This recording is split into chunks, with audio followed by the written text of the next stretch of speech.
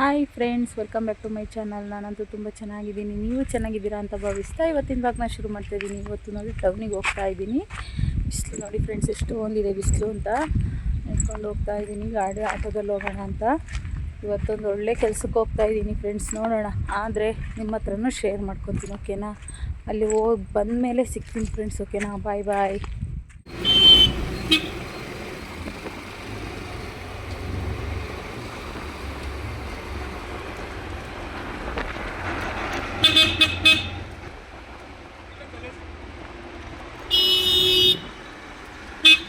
ಭಾನುವಾರ ಆಗಿರೋದ್ರಿಂದ ನಾವು ಹೋಗ್ತಾ ಇರೋದು. ಫುಲ್ ರೋಡೆಲ್ಲ ಖಾಲಿ ಖಾಲಿ ಆಗಿತ್ತು ಫ್ರೆಂಡ್ಸ್. ಯಾಕಂದರೆ ನಮ್ಮ ತಿಪ್ಟೂರಲ್ಲಿ ಸಂಡೇ ಎಲ್ಲ ಅಂಗಡಿಗಳು ಕ್ಲೋಸ್ ಆಗಿರ್ತವೆ. ಆಮೇಲೆ ಸ್ಕೂಲು ಕಾಲೇಜು ಏನು ಇರೋದಿಲ್ವಲ್ಲ. ರೋಡೆಲ್ಲ ನೋಡಿ ಎಷ್ಟು ಖಾಲಿ ಖಾಲಿ ಅಂದರೆ ಸುಮ್ಮನೆ ಇದು ನನ್ನ ಮಗಳು ಹೋಗೋ ಸ್ಕೂಲ್ ಇದ್ದೇನೆ.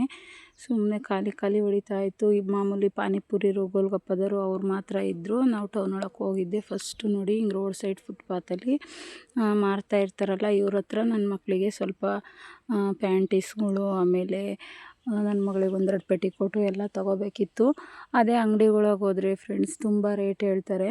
ಹಿಂಗೆ ಅಂದರೆ ಡೈಲಿ ಯೂನಿಫಾರ್ಮ್ ಒಳಗಡೆ ಯೂಸ್ ಮಾಡೋಕ್ಕಲ್ವ, ಏನಾಗಲ್ಲ. ಫುಟ್ಪಾತ್ ಬಟ್ಟೆ ಅನ್ನೋದಷ್ಟೇ ತುಂಬ ಚೆನ್ನಾಗಿರ್ತವೆ ಬಟ್ಟೆಗಳು. ನಾನು ಒಂದು ಅರ್ಧ ಡಜನ್ ಸುಮ್ಮನೆ ಹಿಂಗೆ ಒಂದು ಸಲ, ಒಂದು 6 ತಿಂಗಳಿಗೆ ಒಂದು ಸಲ ತೊಗೊಂಡ್ಬಿಡ್ತೀನಿ. ಪರವಾಗಿಲ್ಲ. ಏನಂದರೆ ಒಂದು 6 ತಿಂಗಳೇ ಬರಲಿ ಹೇಳಿ, ಎಷ್ಟು ದಿವಸ ಬರುತ್ತೋ ಅಷ್ಟು ದಿವಸನೇ ಬರಲಿ. ಅಷ್ಟು ಕಾಸ್ಟ್ಲಿ ಕೊಟ್ಬಿಟ್ಟು ಇನ್ನೇನು ವರ್ಷ ಹಂಗಟ್ಲೆ ಮಕ್ಕಳು ಪ್ಯಾಂಟೀಸ್ನೆಲ್ಲ ಹಾಕಂತಾರ. ಹಂಗಾಗಿ ಒಳಗಡೆ ಹಾಕೋದಲ್ವ, ಸುಮ್ಮನೆ ಅಷ್ಟೊಂದು ದುಡ್ಡು ಏನಕ್ಕೆ ಕೊಡಲಿ ಅಂತಂದ್ಬಿಟ್ಟು ಅಲ್ಲೇ ರೋಡ್ ಸೈಡೇ ಎಲ್ಲ ತೊಗೊಂಬಿಟ್ಟು, ಆಮೇಲೆ ಒಂದು ಬಾಣಲಿ ಬೇಕಿತ್ತು ನನಗೆ. ಬಾಣಲಿ ಇರಲಿಲ್ಲ, ಅಂದರೆ ಚಿಕ್ಕದಿತ್ತು. ತುಂಬ ದೊಡ್ಡದಿತ್ತು. ಹಂಗಾಗಿ ಹಬ್ಬಗಳಲ್ಲಿ ಮಾಡೋಕ್ಕಷ್ಟೇ ದೊಡ್ಡದು ಯೂಸ್ ಆಗುತ್ತೆ. ಅದನ್ನು ತೆಗೆದಿಟ್ಬಿಟ್ಟಿದ್ದೀನಿ. ಹಬ್ಬಗಳಲ್ಲಿ ತೆಕ್ಕೊಂಬಿಟ್ಟು ಮತ್ತೆ ಫಂಕ್ಷನ್ ಮುಗಿದ್ಮೇಲೆ ತೆಗೆದಿಟ್ಬಿಡ್ತೀನಿ. ಇಷ್ಟು ಚಿಕ್ಕದ್ರಲ್ಲಿ ಮುದ್ದೆ ಸಾಲ್ತಾ ಇರಲಿಲ್ಲ. ಹಂಗಾಗಿ ಒಂದು ದೊಡ್ಡ ಬಾಣಲಿ ತೊಗೊಂಬಿಟ್ಟು ಆಮೇಲೆ ನಾನು ಹೇಳಿದ್ನಲ್ಲ, ಒಡವೆ ಅಂಗಡಿಗೆ ಬಂದೆ. ಇದು ನಾನು ಏನೋ ತೊಗೊಳೋಣ ಅಂತ ಬಂದಿದ್ದೆ. ನನ್ನ ಮಗಳದು ಸ್ವಲ್ಪ ಹಾಫ್ ಸ್ಯಾರಿ ಫಂಕ್ಷನಲ್ಲಿ ದುಡ್ಡಿತ್ತು. ಅದನ್ನು ಕಳಿಯೋದು ಬೇಡ, ಅವಳ ಹೆಸ್ರಾಗಿ ಏನಾದರೂ ಒಂದಾಗಲಿ, ಬಂದಷ್ಟೇ ಬರಲಿ ಅಂತಂದು ಏನಾದರೂ ತೊಗೊಳೋಣ ಅಂತಂದು ಬಂದೆ. ಆಮೇಲೆ ನಂದು ಒಂದು ಹಳೆ ಜುಮ್ಕಿ, ನನ್ನ ಮದುವೆಗಿಂತ ಮುಂಚೆ ತೊಗೊಂಡಿದ್ದು ಜುಮ್ಕಿ ಇತ್ತು. ಅದು ಸ್ವಲ್ಪ ಸೌದೋಗ್ಬಿಟ್ಟಿತ್ತು. ಅದನ್ನು ಸ್ವಲ್ಪ ಕೊಂಡಿಗಳ್ನೆಲ್ಲ ಹೊಸ್ದಾಗಿ ಹಾಕಿಸ್ಬಿಡೋಣ ಅಂತಂದು ತೊಗೊಂಬಂದು ಅದನ್ನು ರಿಪೇರಿಗೆ ಕೊಟ್ಟೆ. ಇವೆಲ್ಲ ನೋಡಿ ಫ್ರೆಂಡ್ಸ್, ಬೆಳ್ಳಿ ಜ್ಯುವೆಲರ್ಸ್ಗಳಿಗೆ ಬಂಗಾರದ ನೀರು ಹಾಕ್ಬಿಟ್ಟು ಸೇಲ್ಗಿಟ್ಟಿದ್ರು. ಎಷ್ಟು ಚೆನ್ನಾಗಿ ಒಳ್ಳೆ ಚಿನ್ನದ್ದೇ ಇದ್ದಂಗಿದ್ವು. ನೋಡಿದ್ರೆ ರೇಟ್ ಕೇಳಿದ್ರೆ 15,000 20,000 ಹೇಳಿದ್ರು. ಎಲ್ಲ ಬೆಳ್ಳಿದ್ರಲ್ಲಿ ಮಾಡಿಬಿಟ್ಟು, ಪ್ಯೂರ್ ಬೆಳ್ಳಿದ್ರಲ್ಲಿ ಬಂಗಾರದ ಪಾಲಿಶ್ ಕೊಟ್ಟಿದ್ದಾರೆ. ಇವಾಗ ಇಷ್ಟೊಂದು ರೇಟ್ ಇದೆಯಲ್ಲ ಬಂಗಾರದ ರೇಟು. ಅಷ್ಟೊಂದು ರೇಟಲ್ಲಿ ಯಾರೂ ತೊಗೊಳಕ್ಕೆ ಹೋಗೋದಿಲ್ಲ. ಹಂಗಾಗಿ ಎಲ್ಲ ಬೆಳ್ಳಿದನ್ನ ತೊಗೊತೈತೆ. ಇದು ನೋಡಿ ಬಿಸ್ಕೆಟು 100 ಗ್ರಾಮಿಂದು. ನಾನಂತೂ ನೋಡಿ ಖುಷಿಯಾಗೋಯ್ತು. ತೊಗೊಳಲ್ಲ ಮೇಡಮ್ ನೀವಂತೂ, ಕೈಲಾದರೂ ಇಟ್ಕೊಂಡು ಖುಷಿಪಡಿ ಅಂತ ಅಂಗಡಿ ಅಂಕಲ್ ಕೊಟ್ಟರು. ಕೈಲಿ ಇಟ್ಕೊಂಡೊಂದು ಫೋಟೋ ತಗೊಂಡೆ. ಆಮೇಲೆ ಸ್ವಲ್ಪ ಲೇಸು ಫಾಲ್ಸು ಎಲ್ಲ ಬೇಕಿತ್ತು, ಟೈಲರಿಂಗ್ ಸಾಮಾನು, ಅದನ್ನು ಎಲ್ಲ ತೊಗೊಂಡ್ಬಿಟ್ಟು. ಸ್ಲಿಪ್ಪರ್ ಎಲ್ಲ ಫುಲ್ ಹಳೇದಾಗಿತ್ತು ಫ್ರೆಂಡ್ಸ್. ನನ್ನ ಮಕ್ಕಳು ಆಡ್ಕೊಳೋರು, ಪೇರೆಂಟ್ಸ್ ಮೀಟಿಂಗಿಗೆ ಬಂದರೆ ಹಿಂಗೆ ಅರ್ಧೋಗಿರೋದು ಹಾಕ್ಕೊಂಬತ್ತಿ ಅಂತ. ನನಗೆ ಸ್ಲಿಪ್ಪರ್ಗೆಲ್ಲ ಹಾಕಬೇಕು ಅಂದರೆ ದುಡ್ಡು ಆಗೋಲ್ಲ. ನಾನಂತೂ ಇನ್ನೇನು ಫುಲ್ ಕಿತ್ತೋಗಿತ್ತಲ್ಲ, ಎಷ್ಟು ದಿವಸ ಅಂತ ಇದು ಮಾಡಲಿ ಅಂತಂದು ಒಂದು ಜೊತೆ ಸ್ಲಿಪ್ಪರ್ನ ತೊಗೊಂಡೆ. ಸ್ಲಿಪ್ಪರ್ನೆಲ್ಲ ತೊಗೊಂಡ್ಬಿಟ್ಟು ಅದು ಇದು ನೋಡಿಬಿಟ್ಟು, ಯಾವ ನನ್ನ ಮಗಳು ಇದು ತೊಗೋ ಅಂತಂದ್ಲು, ಅದು ತೊಗೋ ಅಂತಂದ್ಲು. ಯಾವುದೋ ಒಂದು ಇನ್ನೇನು ಮನೆ ಹತ್ರ ಹಾಕೋಕ್ಕೆ ಡೈಲಿ ಯೂಸ್ ಸಿಗೋಲ್ಲ ಅಂತಂದ್ಬಿಟ್ಟು ಒಂದು ಸ್ಲಿಪ್ಪರ್ನ ಚಾಯ್ಸ್ ಮಾಡಿಕೊಂಡು ತೊಗೊಂಡಂತೂ ಮನೆಗೆ ಬಂದ್ವಿ. ಸ್ಲಿಪ್ಪರು ಆಮೇಲೆ ಯಾವ ತಗೊಂಡೆ ಅಂತ ಮನೆಗೆ ಹೋದ್ಮೇಲೆ ತೋರಿಸ್ತೀನಿ. ಸ್ಲಿಪ್ಪರೆಲ್ಲ ಸೆಲೆಕ್ಟ್ ಮಾಡಿಕೊಂಡು ಅಲ್ಲೇ ಸ್ಲಿಪ್ಪರ್ ಅಂಗಡಿಲೇ ಸ್ವಲ್ಪ ಲೇಟ್ ಆಗಿಬಿಡ್ತು. ಅಂದರೆ ಬೇರೆ ಕಸ್ಟಮರ್ಸ್ಗಳೆಲ್ಲ ಜಾಸ್ತಿ ಜನ ಇದ್ದರು. ಹಂಗಾಗಿ ಆಮೇಲೆ ಮನೆಗೆ ಸರ್ಕಲಿಗೆ ಬಂದ್ಬಿಟ್ಟು, ಹೊಟ್ಟೆ ಹಶ್ವಾಗ್ತಿತ್ತಮ್ಮ, ಏನಾದರೂ ಕೊಡಿಸು ಅಂತಿದ್ಲು. ಆಮೇಲೆ ಪಾನಿಪುರಿ ಮಸಾಲೆ ಪುರಿ ತೊಗೊಂಡ್ಲವಳು. ನಾನೊಂದು ಬೇಲ್ಪುರಿ ತೊಗೊಂಡ್ಬಿಟ್ಟು ತಿಂದ್ಕೊಂಡು ಮನೆ ಕಡೆ ಹೋಗೋಣ ಅಂತಂದು ತಿಂತಾಯಿದ್ದೀವಿ ನೋಡಿ. ಅವಳಿಗೆ ಹೊರಗಡೆ ಬಂದರೆ ಇರಬೇಕು ಚಾಟ್ಸಂತೂ. ನನಗೆ ಅಷ್ಟು ಇಷ್ಟ ಆಗೋಲ್ಲ. ಏನಾದರೂ ತಿಂದುಬಿಟ್ರೆ ಓವರ್ ಗ್ಯಾಸ್ಟ್ರಿಕ್ ಆಗಿಬಿಡುತ್ತೆ. ಎಂದಾರು ಅಪರೂಪಕ್ಕೆ ಹೋಗ್ತೀವಲ್ಲ, ಇನ್ನೇನು ಮಾಡೋದು ಅಂತ ಸ್ವಲ್ಪ ತಿನ್ಕೊಂಬಿಟ್ಟು ಇನ್ನೇನು ಹೋಗೋಣ ಅಂತಂದು ಎಲ್ಲ ತೊಗೊಂಡು ಮನೆಗೆ ಬಂದ್ವಿ. ನೆಕ್ಸ್ಟ್ ಡೇ ಇದು ಮನೆಗೆ ಬಂದಮೇಲೆ ನೋಡಿ, ಇದು ಸ್ಲಿಪ್ಪರ್ ತೊಗೊಂಡಿದ್ದು ನಾನು. ಅಲ್ಲೇ ಒಂದು ಸಲ ಯೂಸ್ ಮಾಡಿದ್ಮೇಲೆ ನಿಮಗೆ ತೋರಿಸ್ತಾ ಇದ್ದೀನಿ. ಸ್ಲಿಪ್ಪರ್ ಅಂತೂ ತುಂಬ ಚೆನ್ನಾಗಿತ್ತು. ಫ್ರೆಂಡ್ಸ್, ಬಾಣಲಿ ತಂದಿದ್ದೇನೆ. ಬಾಣಲಿ ಎಷ್ಟು ಚೆನ್ನಾಗಿದೆ ಅಂದರೆ ವೆಯ್ಟ್ ಇದೆ, ತುಂಬ ವೆಯ್ಟ್ ಇದೆ. ಇಷ್ಟು ದೊಡ್ಡದು ಬೇಕಿತ್ತು ನನಗೆ. ಚಿಕ್ಕ ಬಾಣಲಿ ಇತ್ತು, ಇಷ್ಟು ದೊಡ್ಡದಿತ್ತು, ತೂತ ಆಗಿಬಿಟ್ಟಿದೆ ಬಾಣಲಿದು. ಹಾಗಾಗಿ ಇದನ್ನು ತೊಗೊಂಬಂದೆ. ಚೆನ್ನಾಗಿದೆ, ಕ್ವಾಲಿಟಿ ಮಾತ್ರ ಫಸ್ಟ್ ಕ್ವಾಲಿಟಿ ಅಂತ ಕೊಟ್ಟಿದ್ದಾರೆ.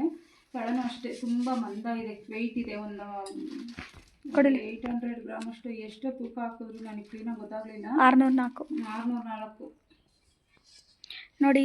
ಇಲ್ಲಿ ಸಖತ್ತು ಮಂದ ಇದೆ, ನೋಡ್ಕೊಳ್ಳಿ. ಇಲ್ಲೇ ಐತೆ ಗಂಧ. ರಾಯರಿಗೆ ಅಂತ ಪುಟ್ಟು ಗಂಧ ತಗೊಂಬಂದೆ ಫ್ರೆಂಡ್ಸ್. ಗಂಧ ಖಾಲಿ ಆಗಿತ್ತು. ಗ್ರಂಥಿ ಅಂಗಡಿಗೆ ಹೋಗಿದ್ನಲ್ಲ, ಅದಕ್ಕೆ ಪುಟ್ಟದೊಂದು ಗಂಧ ತಗೊಂಬಂದಿದ್ದೀನಿ, ಶ್ರೀಗಂಧದ.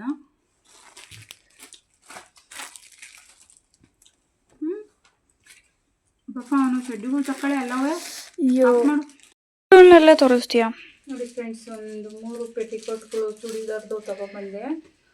ಆನ್ಲೈನಲ್ಲಿ ತರಿಸ್ತಾ ಇದ್ದೆ, ಕ್ವಾಲಿಟಿ ಚೆನ್ನಾಗೇ ಇರ್ತಾ ಇರಲಿಲ್ಲ. ಇದು ಕ್ವಾಲಿಟಿ ಚೆನ್ನಾಗಿದೆ, ಪರವಾಗಿಲ್ಲ. 60 ರೂಪೀಸ್ ಒಂದೊಂದು ಹಾಕಿದ್ದಾರೆ. 60 ರೂಪಾಯಿ ಕೊಡ್ಬೋದಲ್ವಾ. ಅವಳಿಗೆ ಡೈಲಿ ಯೂಸಿಗೆ ಬೇಕಂತ ಇತ್ತು, ಸ್ವಲ್ಪ ಇನ್ನೊಂದೆರಡು ಬೇಕು ಅಂತ 3 ತೊಗೊಂಬಂದಿದ್ದೀನಿ. ನೋಡಿ, ಕಲರ್ ಅವಳಿಗೆ ಯೂನಿಫಾರ್ಮ್ ಆಗಬೇಕಲ್ಲ, ಹಾಗಾಗಿ ಇದೊಂದು 3 ಪೆಟಿಕೋಟು. ತಲೆ ತಂದಿದ್ದು, ಇಪ್ಪತ್ತಲ್ಲೇ ಚೆನ್ನಾಗಿ ಸಿಗೋದು. ನೋಡಿ, ನನ್ನ ಮಗನಿಗೆ ಯೂನಿಫಾರ್ಮ್ ಒಳಗೆ ಹಾಕೋಕ್ಕೆ ಅಂತಂದು ಅಂಥದ್ದು ಪ್ಯಾಂಟೀಸ್ ತೊಗೊಂಬಂದಿದ್ದೀನಿ. ಅರ್ಧ ಡಜನ್ ತೊಗೊಂಬಂದಿದ್ದೀನಿ. 2 ಯೂಸ್ ಮಾಡ್ಕೊಂಡಿದ್ದಾನೆ. 30 ರೂಪೀಸ್ ಒಂದೊಂದು ಹಾಕ್ಕೊಟ್ರು. ಯೂನಿಫಾರ್ಮ್ ಒಳಗಡೆ ಚೆನ್ನಾಗಿರುತ್ತೆ. ಇಲ್ಲಿ 4 ಇದೆ, 2 ಯೂಸ್ ಮಾಡ್ಕೊಂಡಿದ್ದಾನೆ. ಇದು ಅರ್ಧ ಡಜನ್ ತೊಗೊಂಬಂದೆ. ಆಮೇಲೆ ನಮ್ಮ ಮನೆಯವ್ರಿಗೆ 2 ಬರ್ಮಾಡ ತೊಗೊಂಬಂದೆ. 100 ರೂಪೀಸ್ ಒಂದೊಂದು. 120 ಹೇಳಿದ್ರು. 100 ಮಾಡಿ ಒಂದೊಂದು ತೊಗೊಂಬಂದೆ. ಬಟ್ಟೆ ಚೆನ್ನಾಗಿದ್ದಾವೆ ಫ್ರೆಂಡ್ಸ್. ನೋಡಿ, ಫುಟ್ಪಾತ್ ಬಟ್ಟೆ ಅನ್ನೋದು ಅಷ್ಟೇ. ಬಟ್ಟೆ ಎಷ್ಟು ಚೆನ್ನಾಗಿದ್ದಾವೆ, ಮಂದ ಇದಾವೆ ನೋಡಿ. ಬಟ್ಟೆ ಚೆನ್ನಾಗವೆ, ಉದ್ದನೂ ಅವೆ.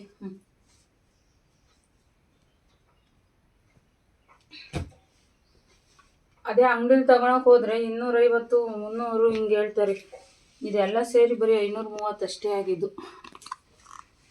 ಇದೇ ಇಷ್ಟನ್ನು ತಗೊಳಕ್ಕೆ ಹೋದ್ರೆ ಇದ್ದಾವೆ ಬಟ್ಟೆಗಳು. ಏನು ಡೈಲಿ ಯೂಸಿಗೆ 6 ತಿಂಗಳು ವರ್ಷನೇ ಬನ್ನಿ ಬಿಡಿ.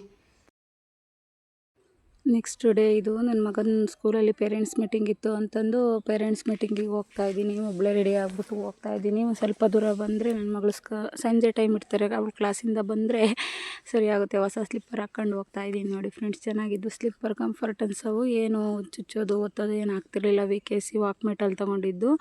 ಆಮೇಲೆ ನಡ್ಕೊಂಡು ಹೋಗ್ತಾ ಇದ್ನಲ್ಲ, ಹಂಗೆ ಸ್ವಲ್ಪ ವೀಡಿಯೋ ಮಾಡ್ಕೊಂಡೆ. ಒಂದು ಅರ್ಧ ದೂರ ಆದಮೇಲೆ ನನ್ನ ಮಗಳು ಬರ್ತಾ ಇರಮ್ಮ ನಡ್ಕೊಂಡು ಅಂತಂದ್ಲು. ಹಂಗೆ ಹೋಗ್ತಾ ಇದ್ದೀನಿ ನಡ್ಕೊಂಡು. ದಾರಿಲಿ ನೋಡಿ ಯಾರೂ ಇಲ್ಲ.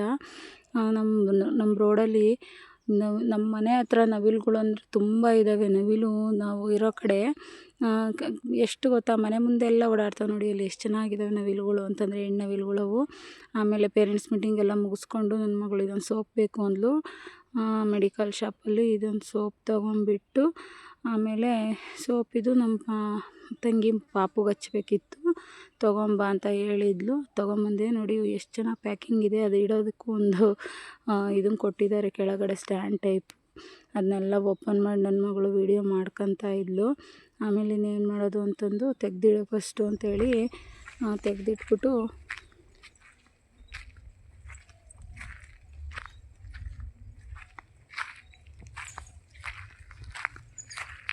ನನ್ನ ಮಗನ ಕರ್ಕೊಂಬರೋಣ ಅಂತ ಹೋಗ್ತಾ ಇದ್ದೀನಿ. ಗ್ಯಾಸಲ್ಲ ನೋಡಿ ಎಷ್ಟು ಟೈಮ್ ಅಂದರೆ 5 ಗಂಟೆ ಆಗಿದೆ. ಇನ್ನೂ ಬಿಸಿಲು ನೋಡಿ ಎಷ್ಟೊಂದಿದೆ ಅಂತ. ಇಷ್ಟೊಂದು ಬಿಸಿಲು ಅಂದರೆ ಅಪ್ಪ, ಹೋಗೋಕ್ಕೆ ಭಯ ಆಗುತ್ತೆ. ಸರ್ರ ಅಂದ ತಕ್ಷಣ ಎಲ್ಲ ಹಾವುಗಳಿದಾವೆ ಅಂತ ಭಯ ಆಗ್ತೈತಿ.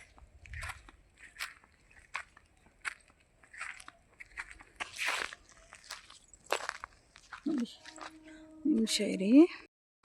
ನೋಡಿ, ಮಾವಿನ ಮರ ಸಸಿಗಳು ಎಷ್ಟು ಹೂವು ಆಗವೆ ಅಂದರೆ ಯಪ್ಪ, ಒಂದು ಎಲೆ ಕಾಣಿಸ್ತಾ ಇಲ್ಲ ನೋಡಿ, ಆ ಥರ ಹೂವು ಆಗ್ಬಿಟ್ಟವೆ ನೋಡಿ. ಇಲ್ಲೊಂದು ಯಪ್ಪ, ಒಂದು ಎಲೆ ನೋಡೋಕ್ಕೊಂದು ಎಲೆ ಕಾಣಿಸ್ತಾ ಇಲ್ಲ, ಅಷ್ಟು ಹೂವು ಆಗ್ಬಿಟ್ಟೈತೆ.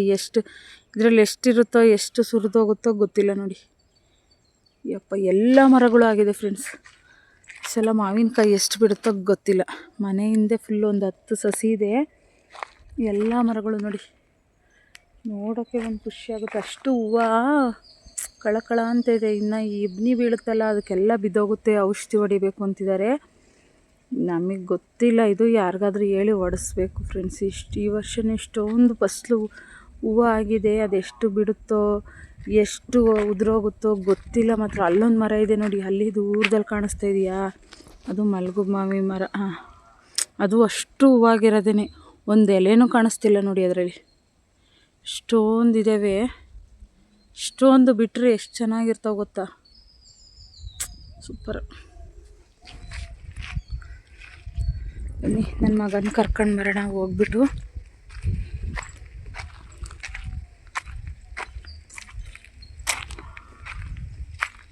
ನೋಡಿ. ಇದು ಇಷ್ಟು ಚಿಕ್ಕ ಸಸಿ, ಇದೂ ಹೂವಾಗಿದೆ. ಇನ್ನು ಇದನ್ನು ಹಾಕ್ಬಿಟ್ಟು ತುಂಬ ದಿನ ಏನಾಗಿಲ್ಲ. ಇಷ್ಟು ಚಿಕ್ಕ ಸಸಿ ಎಷ್ಟೊಂದು ಹೂವಾಗಿದೆ. ಹತ್ತಿರದಿಂದ ತೋರಿಸ್ತೀನಿ ಬನ್ನಿ ನಿಮಗೆ.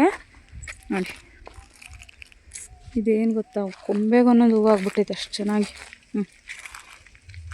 ಇದಷ್ಟು ಕಾಯಿ ಆಗುತ್ತಾ ಗೊತ್ತಿಲ್ಲ ಫ್ರೆಂಡ್ಸ್. ನೋಡಿ, ಈ ಥರ ಆಗೆಲ್ಲ ಉದ್ರೋಗುತ್ತೆ ಅನಿಸುತ್ತೆ. ಕಾಣಿಸ್ತಾ ಇದೆಯಾ?